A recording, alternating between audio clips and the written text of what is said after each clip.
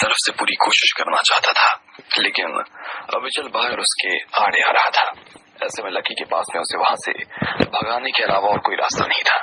जैसे ही उसने अविचल के रात से पर्दा हटाया तो वो वहां से भाग उठा, लेकिन इतने में शमशीर ने उसे पकड़ा और बुरी तरीके से पीटना शुरू कर दिया। तब उन्हें पता चला कि ये भी ब्लैक ऑर्गेनाइजेशन से था। ये लोग बहुत खतरनाक है, बीमारी देकर तो कभी गलत इलाज करके ये सभी आपकी पहले तो हालत खराब करते हैं और उसके बाद में आपसे मोटा पैसा लेते हैं। ये सारा पैसा ये विदेश में बैठे अपने ग्रुप के पास पहुंचाते हैं। ऊपर से तो ये लोग सच में बहुत अच्छे लगते हैं, लेकिन अंदर से इतने खतरनाक है इसका पता सिर्फ इन्हीं लोगों को है। शमशीर ने उनके इतिहास के बारे में जब सब कुछ बताया तो बाकी लोगों की सांसें थमी की थमी रह गई। अब उन सब लोगों को लग रहा था कि उन्हें बहुत ध्यान से काम करने की जरूरत थी। अगर वो लोग ऐसा नहीं करते तो शायद उनका भी हाल जिया जैसा ही हो सकता था।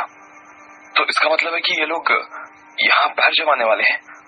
हाँ, लेकिन मुझे ये समझ नहीं आ रहा कि ये लोग मेरे पीछे क्यों पड़े हैं। वैसे भी इनके खिलाफ जब तक मेरे पास में पक्के सबूत ना हो तब तक हम इनका कुछ नहीं बिगाड़ सकते हैं, लेकिन मैं इनकी लिस्ट पर कैसे आ गया मुझे समझ नहीं आ रहा। तो भी मैं इस चीज का पता लगा सकता हूँ। इतने में लकी ने बीच में आते हुए कहा। शमशीर की नजर बस लकी के ऊपर ही टिकी रह गई। ये जो डॉक्टर था ये अभी भी आपको घूर रहा था। इसका काम ही यही था कि ये जिया के जरिए आपको काबू में रख सके। उन्होंने अपनी बेटी को आपको कंट्रोल करने के लिए एक मोहरे की तरह इस्तेमाल किया था। ये लोग इलाज के नाम पर आपकी बेटी को कुछ उल्टा सीधा खिलाते थे और उसके बाद आप हमेशा उनके गुलाम होते, क्योंकि जो दवा ये देते हैं उसकी कार्ड सिर्फ यही दे सकते हैं। जैसे लकी उसे बता रहा था, शमशीर भी जरा उसी दिशा में सोचने की कोशिश था। यानी भेड़ के खाल में भेड़िया। वैसे लकी तुमने अभी कहा कि को बचा सकते हो ना? शमशीर को अचानक से जिया की आई और उसने कहा, हाँ बिल्कुल बचा सकता हूँ, बस मुझे ये पता करना है कि आप 6 महीने पहले इसे किस कब्रिस्तान में लेकर गए थे और उसकी जगह क्या है। लकी ने कहा, उसकी जगह? क्या सच में इसका जिया की तबीयत से कोई लेना देना है? देखिए, इसको कुछ नहीं हुआ है, ये बिल्कुल ठीक है, लेकिन जहाँ ये गई थी वहां पर इसे कोई जहर दिया गया था और अब उसकी काट हमें वहां पर मिलने वाली है। लकी ने कहा, अच्छा, क्या आप थोड़ा सा और ठीक से समझा सकते हैं? मैं आपकी बात को पूरी तरीके से समझ नहीं पा रहा हूँ। शमशीर ने कहा। वो जितना लकी की बात को सुनता जा रहा था उतना ही उलझता जा रहा था। देखिए, कुछ चीजें ऐसी है जो वहीं जाकर पता चलेगी, अब बस मेरे ऊपर भरोसा रखिए। लकी ने कहा, भरोसा? मैं सुन रहा हूँ, वो पहली बार सुन रहा हूँ, ऐसे में मुझे आपकी बात पर भरोसा कैसे हो सकता है? शमशीर ने पूछा। अब उसे भी अविचल की तरह ही लकी के ऊपर होने लगा था। उन्हें ऐसा लग रहा था कि अब अविचल के बाद लकी उन्हें बेवकूफ बना रहा था। अंकल, आप इतना परेशान क्यों रहे? हम लोग उस जगह पर चलते हैं ना जहाँ इन सब चीजों की शुरुआत हुई थी। दूध का दूध और पानी का पानी तो वहीं जाकर हो जाएगा, और अगर आपको वहां जाकर गड़बड़ लगे तो जिया के इलाज के लिए मना भी कर सकते हैं। राधिका ने बीच में आते हुए कहा। इस कमरे में जितना विश्वास राधिका को लकी के ऊपर था उतना और किसी के ऊपर नहीं था। बेतुकी सी लग रही थी, लेकिन अगर लकी कह रहा था तो वो उसे मानने के लिए तैयार थी। ठीक है, मैं गाड़ी निकलवाता हूँ, शमशीर ने कहा और उसने अपना फोन निकाला। थोड़ी ही देर बाद में हॉस्पिटल के दरवाजे के बाहर एक गाड़ी आकर खड़ी हो गई। लकी और राधिका उस में बैठे। शमशीर पीछे जिया के साथ में एम्बुलेंस में आ रहा था। जिस कब्रिस्तान पर उन्हें जाना था वो पटना से ज्यादा दूर नहीं था। थोड़ी ही देर बाद में वो लोग सीधा उस कब्रिस्तान में। जैसे ही लकी वहां नीचे उतरा तो उसे हवा में एक अजीब सी खुशबू आने लगी। उसने देखा कि जिया के माथे पर भी सलवटें ज्यादा नजर आने लगी थी। लकी शमशीर और बाकी लोगों के साथ उस कब्रिस्तान के अंदर आ गया। वहां उसने देखा कि बहुत सारी कब्रें उजाड़ हो गई थी। 1-2 कब्र पुरानी हो चली थी और उसके ऊपर घास उगाई थी। वहां पर बहुत सारे जानवरों ने अपना डेरा भी जमा लिया था। जैसे ही लकी और शमशीर अंदर घूमने लगे तो अचानक से उसे एक जगह नजर आई। वहां पर एक काले रंग का अजीब सा पत्थर रखा हुआ था। लकी ने यहाँ इतने पत्थर देख लिए थे, लेकिन कोई काले रंग का पत्थर उसे अभी तक दिखा नहीं था। दोनों इस जगह की खुदाई करवाओ, लकी ने कहा। क्या मतलब है तुम्हारा? हम बनी कब्र फिर से खोद दें? ये किसी और की है लकी, हम इसको हाथ कैसे लगाते हैं? लेकिन लकी किसी की नहीं सुन रहा था। उसे कब्र खुदवानी थी तो खुदवानी थी। ऐसे में वो लोग 3 घंटे से भी ज्यादा तक कब्र को खोदते रहे। लकी के चेहरे पर कोई शक या परेशानी नजर नहीं आ रही थी।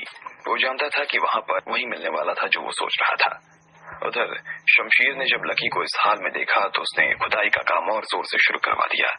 थोड़ी ही देर बाद शमशीर और उसके साथियों को ये महसूस होने लगा कि ये कब्र बाकी कब्रों से काफी अलग थी। वो चौकोर नहीं बल्कि हल्की गोल सी नजर आ रही थी। सभी लोगों को शुरू में लग रहा था कि ये कब्र काफी पुरानी थी, लेकिन जब उन्होंने उसे खोदा तो देखा कि लाश काफी नई सी नजर आ रही थी। बाकियों की तरफ वो बहुत ज्यादा गली हुई नहीं थी। इसका कफन हटाओ, लकी ने कहा। बाकी लोग ये देखकर हैरान हो गए। लकी उनसे एक मुर्दा और ये करने में उनकी हिम्मत नहीं हो रही, लेकिन बिना हटाए काम भी नहीं चलने वाला था। जैसे ही लकी ने उन्हें घूर कर कहा तो वो तुरंत ही लाश के पास में आ गए और कफन हटाने लगे। उन्होंने देखी उनमें किसी आदमी की हड्डियां नजर नहीं आ रही थी, बल्कि रखने वाले ने अजीब सी चीज रखी हुई थी। वो सब कुछ अजीब सी बनावट के सामान थे। किसी को उसमें कोई आदमी नजर नहीं आ रहा था। ये क्या है? अचानक से राधिका ने कहा। उसने उसके बाद उसे आगे देखा तक नहीं और वो सीधा अपनी गाड़ी के पास में चली गई। और उन्हें देखकर ऐसा लग रहा था जैसे वो किसी पल में उल्टी कर सकते थे। उन्होंने देखा कि उसमें सबसे नीचे एक मेंढक रखा, उसके ऊपर ढेर सारी चीजें जमाई हुई थी। उसमें से कुछ सफेद रंग का रस्ते जैसा भी रिश्ता चला जा रहा था। उस मेंढक का रंग सिलेटी था और मिट्टी में छिपाने के बाद में उसे देख पाना बहुत मुश्किल था। उसका शरीर किसी हैट जैसा लग रहा था। जब लोगों ने उसे देखा तो उन्हें बस उल्टी ही नहीं आई बल्कि सब हो गया। फिर जैसे ही उन्हें पता चला कि वो जिंदा है तो सब लोग ना जाने क्यों उसे मारने पर उतारू हो गए। नहीं, इसे मत मारो, ये हमारे काम आ सकता है, लकी ने चिल्लाते हुए कहा और फिर अपनी ग्लव्स पहनकर उसे उठा लिया। उसकी पीठ पर कुछ सफेद रंग का लगा हुआ था। मुझसे दूर रहना, इस मेंढक में जहर मिला हुआ है। सबसे पहले तुम लोग जाकर थोड़ा सा पानी लेकर आओ और जिया के चेहरे पर डालना। सिर्फ पानी ही डालना, ना तो उसे साफ करना और ना ही उसे पोंछना, लकी ने कहा और वहां से दौड़ लगाने लगा। इधर पीछे से वो मेंढक भी जहर फैलाता जा रहा था, लेकिन उसकी एक भी बूंद लकी के ऊपर नहीं लग गई। उसने ग्लव्स के साथ अपने चेहरे पर रुमाल भी बांध लिया था। वो मेंढक उसकी हाथों में ही डर डर कर रहा था और उसकी आवाज काफी दूर तक सुनाई दे रही थी। लकी सीधा भागते हुए उसे एम्बुलेंस में लेकर आया और एक हाथ में उस मेंढक को पकड़ा और दूसरे हाथ में उसने जिया का मुंह खोल दिया। मेंढक जैसे ही जिया के मुंह के पास में आया तो उसने उसके मुंह में कुछ थूक दिया। उसकी सांसें भी जिया के मुंह में चली गई। जैसे ही लकी का काम खत्म हुआ तो वो फिर से बाहर आया और उसने मेंढक को हवा में उछाल दिया। वो जैसे ही जमीन पर गिरा इतने में उसकी मौत हो गई। इधर सभी लोग एक के बाद एक लकी को घेर कर खड़े हो गए थे और उस दृश्य को देखकर उन्हें हैरानी हो रही थी। लकी, ये सब तुम क्या कर रहे हो? तुम्हें डर नहीं लगता? अगर अभी तुम्हें कुछ हो जाता तो? राधिका ने लकी के ऊपर चिल्लाते हुए कहा। ये कोई मामूली मेंढक नहीं है, ये कीड़े नहीं खाता बल्कि आदमी को खाता है। ये यहाँ काफी दिनों से गड़ा हुआ है और इसने इस दौरान बहुत से लोगों को खाया होगा। अगर ये मरा भी है ना तो इसे मरने में काफी देर लग गई होगी, लकी ने उसे समझाते हुए कहा। लेकिन इस मेंढक को यहाँ पर लाकर गाड़ा किसने होगा? इतने में शमशीर ने पूछा। मुझे लगता है कि ये फर्जी कब्र यहाँ जानबूझकर खोदी गई है। वैसे भी यहाँ पर बहुत से लोग आते हैं तो उन्हें बीमार करने के लिए इससे अच्छी जगह और कोई नहीं हो सकती। अब आप सभी जिया को लेकर आओ और मैं उसे ठीक करता हूँ, लकी ने कहा। सब लोग जिया को बाहर लाने के लिए चले गए। इधर राधिका लकी के पास में आकर खड़ी हो गई। उसने लकी से पूछा, तुम्हें इतना सब कैसे पता होने गई? उसने कुछ देर तक उसे बस देखा और फिर, मैं आश्रम के वैद्य जी से लगातार बात करता हूँ। वो मुझे ऐसी चीजों के बारे में बताते रहते हैं, कौन से लोग किन तरीकों का इस्तेमाल करते हैं और उस तरह से लोगों को मारते हैं। ये सब वैद्य जी ने मुझे बताया और साथ में उसका इलाज भी बताया है, लकी ने कहा। लकी ने उसके बाद उस लड़की को ठीक कर दिया। वो जब वहां से निकलने लगा तो उसे पता चला कि वहीं उसी हॉस्पिटल में एक और मरीज आकर भर्ती हुआ था और वो भी काफी सीरियस नजर आ रहा था। क्या यार, सब बर्बाद हो गया। इतने में वहां खड़े हुए एक जवान आदमी ने कहा, इतना पैसा बनाया लेकिन आखिरी टाइम में वही काम नहीं आ रहा। उस हॉस्पिटल के कमरा नंबर 8 में किसी की गाड़ी का एक्सीडेंट हो गया था, लेकिन उसमें उस आदमी को कोई चोट नहीं आई थी जो गाड़ी चला रहा था। वो बस बाकी लोगों जैसे बॉडीगार्ड और लड़की के परिजनों के साथ में शांति से खड़ा था। लेकिन वहां बिस्तर पर एक लड़की लेटी हुई थी।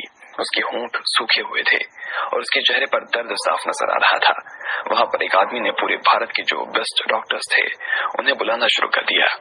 वहां बाहर से भी डॉक्टर्स को बुलाया जा रहा था, लेकिन वो सब के सब मिलकर भी इस लड़की के लिए कुछ कर नहीं पा रहे थे। उनका कहना था कि इस लड़की को भी जहर दिया गया था। उसका असर उसके शरीर के 5 अंगों में हुआ और इसलिए अब उसे ठीक नहीं किया जा सकता। उस लड़की को ठीक करने के लिए इन लोगों ने ढेर सारे पैसे तक लगा दिए, लेकिन उसका भी कोई फायदा नहीं निकल पाया। सब कुछ वेस्ट हो गया था। उस लड़की की जान एक अजीब सी दवा पर टिकी थी। उस दवा को उन्हीं कुछ लोगों ने मिलकर बनाया था। भले ही उसे उस लड़की की सांस चल रही थी, लेकिन फिर भी उस दवा ने बहुत सारे साइड इफेक्ट्स कर रखे थे। अब लड़की अपनी आखिरी सांसें गिन रही थी। जल्दी आओ और मेरे लिए कुछ और लोगों को लाओ, मुझे किसी भी हालत में अपनी बहन को बचाना है। एक आदमी ने मेडिकल कॉलेज के डीन की तरफ देखते हुए कहा, मुझे खुद ईशानी की बहुत चिंता है। मैं खुद इसके लिए किसी अच्छे डॉक्टर को बुलवाने की कोशिश करता हूँ। वैसे पूरी मेडिकल कम्युनिटी को ईशानी के बारे में पता चल गया है, हमें बस थोड़ा सा सब्र रखने की जरूरत है। उस लड़के के पिता ने कहा, अब आगे क्या होने वाला था? क्या सच में वो लोग ईशानी को बचा पाते? क्या लेना देना था उसका? गाइस सभी लोग सपोर्ट करें, गाइस सभी लोग हमारे टेलीग्राम चैनल को जरूर ज्वाइन करें।